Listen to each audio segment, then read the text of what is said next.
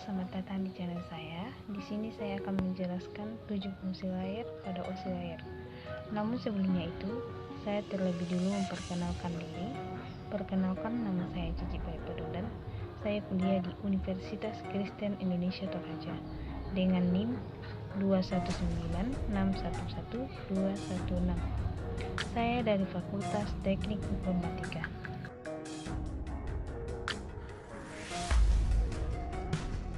Fungsi dari 7 layar pada OSI layar. Yang pertama, physical layer. Fungsi physical layer yaitu mendefinisikan media transmisi jaringan, mendefinisikan metode persinyalan, sinkronisasi bit data, mendefinisikan arsitektur jaringan, mengaplikasikan topologi jaringan, melakukan proses pengkabelan, mendefinisikan LAN car atau NIC dalam bekerja dengan gelombang radio. Yang kedua yaitu data link layer.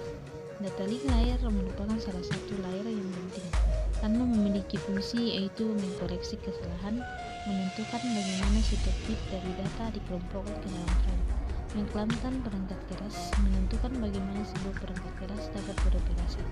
Di dalam data link layer terdapat 2 level pada lapisan, yaitu yang pertama logika link control, yang kedua media access control. Yang ketiga yaitu network layer. Fungsi utama dari network layer ini adalah untuk membantu mendefinisikan alamat IP atau Internet Protocol, sehingga setiap komputer dapat terhubung dengan satu jaringan. Fungsi lain dari network layer yaitu membuat header pada paket data dan melakukan proses routing. Fungsi dari beberapa hardware jaringan seperti router dan juga fungsi hub berjalan pada layer ini dengan cara melakukan pemecahan paket data dan juga melakukan proses routing.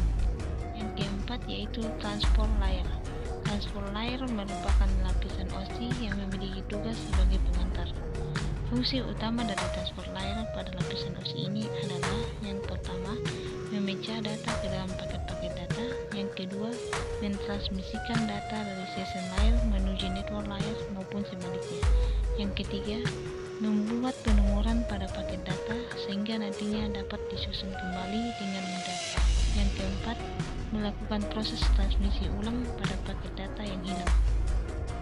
Yang kelima yaitu session layer. Lapisan session layer ini memiliki fungsi utama untuk mendefinisikan bagaimana sebuah koneksi bisa dibangun, serta dapat mendefinisikan manajemen dari sebuah koneksi seperti menghancurkan dan juga memelihara koneksi. Yang keenam yaitu presentation layer. Fungsi utama dari lapisan layer presentation ini adalah mentranslate data yang akan ditransmisikan dari dan menuju sebuah application.